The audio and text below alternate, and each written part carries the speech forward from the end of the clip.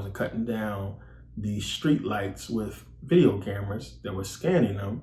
And a lot of people put out the video saying that they was tearing down the 5G towers because they was making people sick, but that's the real reason why they was tearing them down. You have a lot of people that's woke in Hong Kong that's really against what's going on. And we got to look to China to figure this stuff out. Because remember, 5G began with them, the virus began with them. I mean, it's too much of a coincidence, right? Something got to be up. So 5G began with them. You have freaking virus begin with them. You have all this stuff going on. And they're looking at this and saying, they're getting caught up in the hype. And it's one of the reasons why I can understand why a lot of people look at Trump as being a good guy in this whole thing, because they get caught up in the hype as well. Because you have Trump basically going against China, pointing to China. But you got to understand, this is WWE, smoke and mirrors, as I will show and prove to you in this video what's actually going on. So you have to think about it. I mean, you don't become a president unless you win. It's like, I don't understand how people don't get that by now. They're not going to put somebody in there to basically dethrone hundreds of years of their reign, of their work. Nobody's going to get and sit in that seat that's going to do anything to benefit the people. It's going to be to get absolute control and to finish the agenda. That's Trump's job. His job now is to execute this 5G thing. Just like Obama's job was to stand by and allow black people to be killed, to keep this race thing going on while they go and rape Africa and the other Middle Eastern countries over there of their land and oil and natural resources, and build more bases and do everything that they did. And every president has an agenda. They have a job they got to complete during their administration. And, if they do a good job, they get another term. If not, they'll get them out of there if the public start to see through them. Now, with Trump, who knows what's going to happen? But we got to look at this and understand that they will not waste a crisis. They're going to try to get everything they can get out of this situation. And it's going to really depend on the people and our reaction as to what is going to actually happen. So there's a lot of people waking up to what's going on. But again, we got to look to China, because China is a big key in what's going on. Now, one of the main reasons why we got to really look at China, what's going on, especially with the protesters, because a lot of the protesters have it in their heads that somehow Trump can come and save them and basically liberate them from mainland China. So in Hong Kong, they're actually calling for Trump to help come and liberate them, and so on and so forth. And we got to watch that and be careful with that whole thing, because that's a way that we can use this whole situation to start a war and go into China, go into Hong Kong, and basically stir up some crap to basically pass some bullshit laws over here. So we got to look at that whole thing and pay attention, because they actually believe that Trump is against China when it's bullshit. It's smoke and mirrors, as I will show you. And you got to remember, he spoke out about the Uyghur things. And because of what was happening with the Uyghurs, as I put a video out on YouTube, if you guys seen it, about the Uyghurs. And basically, real quick, if you didn't see the video, the Uyghurs are the people that LeBron James spoke out about. They basically detained these people in China to basically hold them to see who they was, with these spies or what have you. What the powers that be did was take a bunch of people from Turkey, decades ago, and plant them in China and have them basically breed with the people and have kids and set up businesses and so on and so forth. And then the Chinese caught on to the fact that, you're having all these countries that's been destabilized, one common thing, Islam. So you have the rise of Islam in China that's been going on, and they're looking at it, once they find out where these people came from and who these people are, they're looking at it as, well, every time you have this Muslim presence in the country becomes destabilized, with Islam, and there's an uprising and there's an issue, and eventually America steps in. So they blew the whistle off of that. And now this is a whole another thing that's happening with this surveillance thing and everything that's happening with the people in Hong Kong. But they're looking at it and saying, well, America, Trump specifically, is against what's happening in China, what's happening to the people. He's on our side. He's a good guy.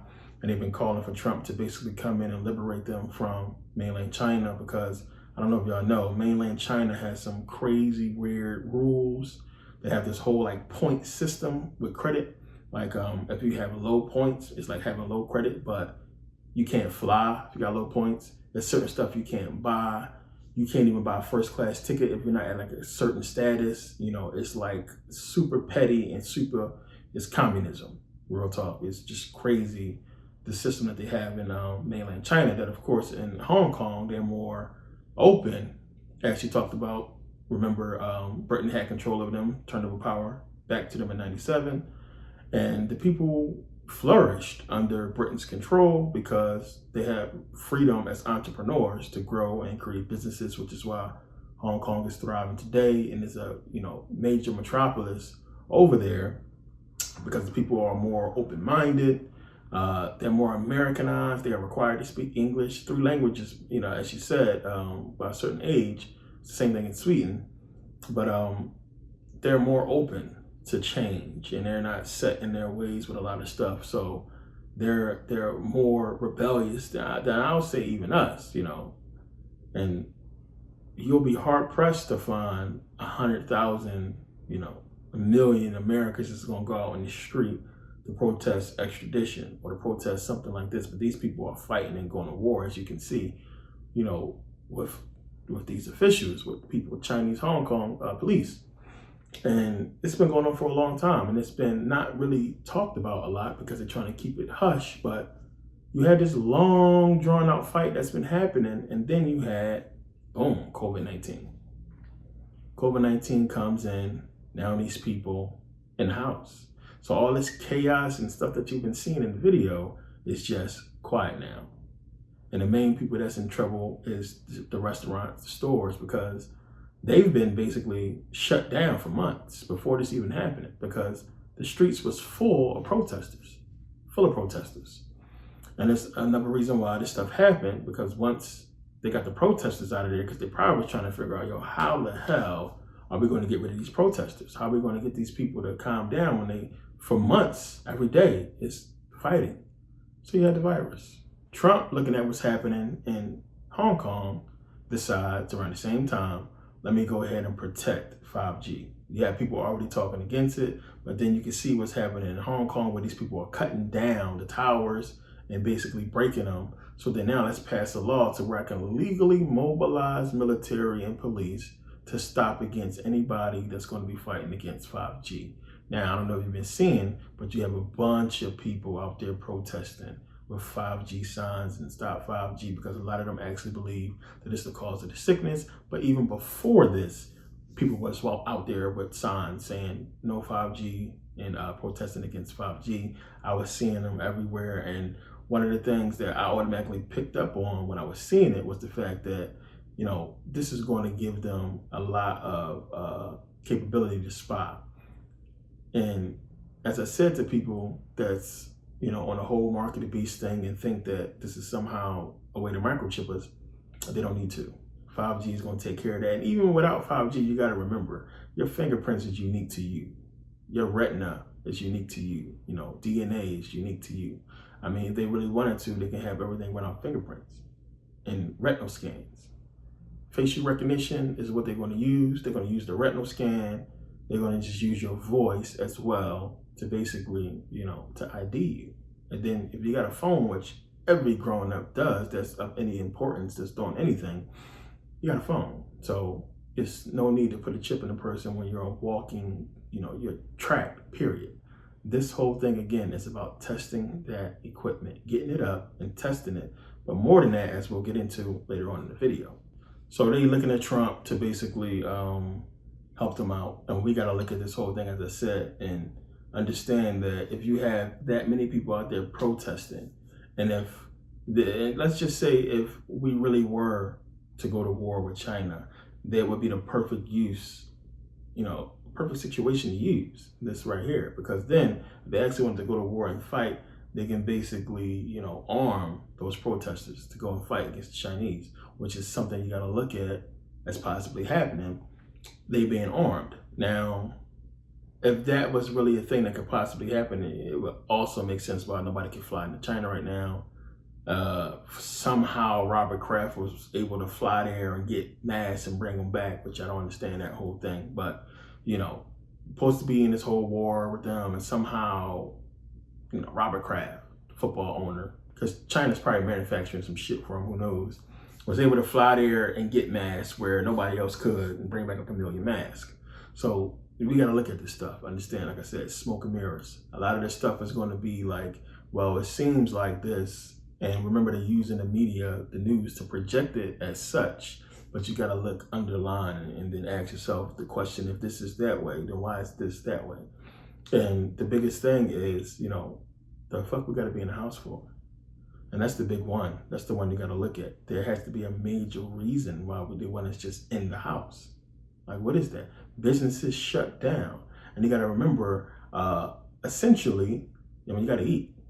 You got to eat. But the stuff that's open is what needs to be open. So what's closed? And you got to think about it. It's a lot of government buildings, schools, important stuff that's going to be needing this 5G technology. We'll get into this in a second, but you got to understand where this is stemming from and what they're trying to do. And this gets into the whole situation with Trump and Huawei. And Huawei is basically the creator of 5G. And they have the monopoly on 5G and its installation. And they've been putting 5G towers everywhere all over the globe right now. But Trump, as you remember, came out and said, well, they're spying on us. And there's been a lot of talk about what Huawei is doing and been doing, over the last few months. And you have Trump basically saying, he's trying to protect us from being spied on, the whole 5G with Huawei and everything like that. But this is the important stuff. You got to understand what's really taking place. But let's start here. It says, and this is from the New Yorker. This is important right here. Just to understand what was taking place initially. And it says, Huawei, a Chinese manufacturer of consumer electronics and telecommunications equipment, is currently the global leader in 5G technology. Founded in the 80s by Ren Zhengfei, an engineer who began his career in the People's Liberation Army, Huawei has been accused by cybersecurity experts and politicians, most notably Donald Trump, of being a conduit to Chinese intelligence.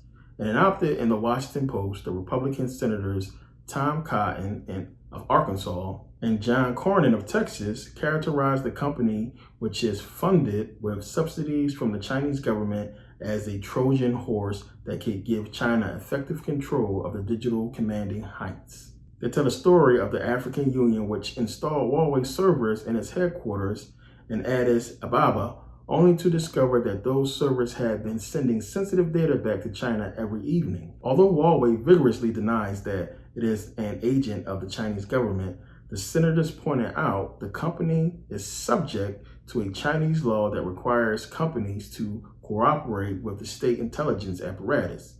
The Times of London reported that the CIA has evidence that Huawei has taken money from the PLA, which is the People Liberation Army, as well as from branches of the Chinese intelligence service. Australia, Japan, and New Zealand have joined with the United States in banning Huawei hardware from their networks. Now, it's easy, we're going to see in a second, for them to get these couple little countries to join in, but you'll see why they did that. And let's skip here. Now it says, deploying millions of wireless relays so close to one another and therefore to our bodies has elicited its own concerns. 2 years ago, 180 scientists and doctors from 36 countries appealed to the European Union for a moratorium on 5G adoption until the effects of the expected increase in low-level radiation were studied. In February, Senators Richard Blumenthal, a Democrat from Connecticut, took both the FCC and FDA to task for pushing ahead with 5G without assessing its health risk. We're kind of flying blind here. He concluded a system built on millions of cell relay antennas and sensors also offers previously unthinkable surveillance potential. Telecom companies already sell location data to marketers, and law enforcement has used similar data to track protesters. 5G will catalog exactly where someone has come from. Why they want you in their home, they will know exactly where you're coming from, where they're going, and what they're doing. And as I said, understand why you guys keep getting these census. You got census in the mail, census commercials already now because they want to know who lives where. To give one made-up example, Steve Bellovin, a computer science professor at Columbia University, told Wall Street Journal, might a pollution sensor detect cigarette smoke or vaping, while a Bluetooth receiver picks up the identities of nearby phones, insurance companies might be interested. Paired with facial recognition and artificial intelligence, the data streams and location capabilities of 5G will make anonymity a historical artifact. And China, which has installed 350,000 5G relays, about 10 times more than US. And this is basically, I believe this last year or 2 years ago. So we have, who knows how many there are now. Enhanced geolocation coupled with an expansive network of surveillance cameras, each equipped with facial recognition technology, has enabled authorities to track and subordinate the country's 11 million Uyghur Muslims. According to the Times, the practice makes China a pioneer in employing next-generation technology to watch its people, potentially ushering in a new era of automated racism. And it says here, the United States is not there yet and may never be. And that's just to make you feel comfortable, but they're getting there. But as 5G begins to be rolled out, the pressure to capture and capitalize on new streams of data from individual businesses and governments will only grow more intense.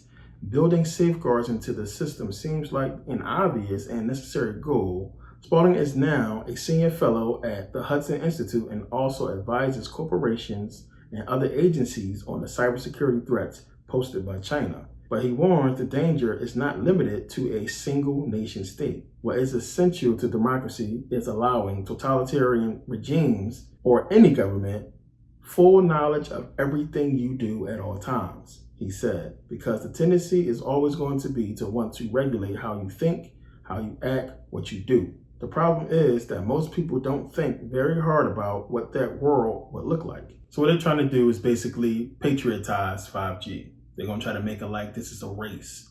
You know, this is like the whole space race thing, and this whole thing is like us basically having to compete with a foreign country. We got to compete with China, and Trump is basically trying to protect us and protect security and so on and so forth, and make people, you know, competitive about the whole situation, as to where, you know, you have so many people jumping on board with 5G and America apart, like, you know, we're going to do our own thing.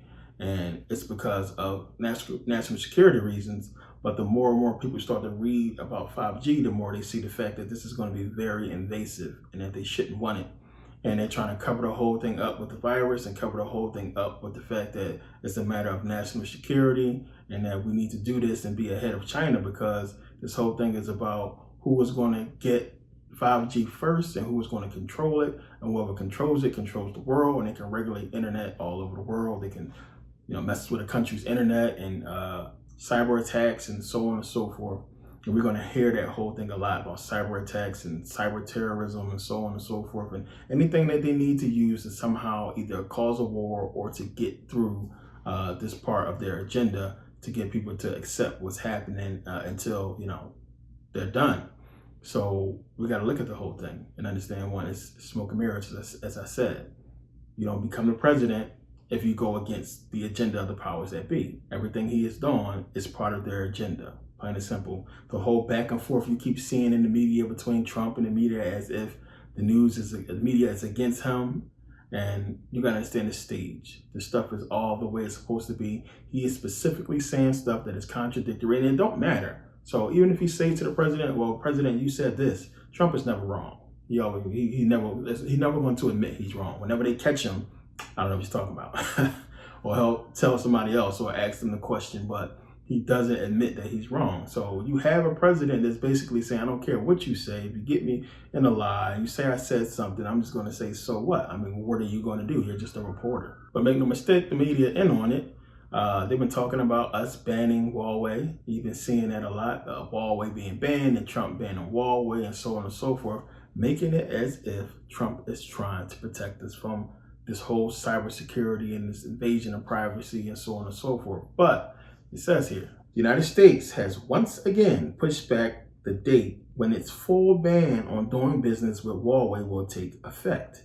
The Department of Commerce announced this week, instead of ending on April 1st, the temporary general license, which is what's allowing companies to still do business with Huawei, will now expire after May 15th. At the same time, the department is also asking for public input on this temporary license, including whether it needs to be changed or extended further. For those keeping track, this is technically the fourth extension to the temporary license that the U.S. government has granted. After initially banning U.S. companies from doing business with Huawei back in May over concerns that the Chinese government could use the company to spy on Americans, the Commerce Department was quick to issue a temporary 3-month license to allow Huawei to continue to support its phones and networking equipment. It then extended this license for another 90 days last August, November, and then for an additional 45 days in February of this year. So as I said, smoke and mirrors.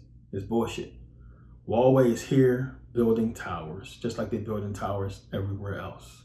We stay and get rid of them. If this was a matter of national security, right? Think about what they're saying. We're reading all this stuff, and they supposedly caught them in Africa, spying and sending back sensitive information. We're talking about Americans. We're talking about Huawei. This phone has been here for a long time, and so many people have it. It has so many technology licenses and so many technology deals and jobs here in America, and a lot of people depend on it. So you're talking about if it was a real matter of national security, they would have been got rid of it.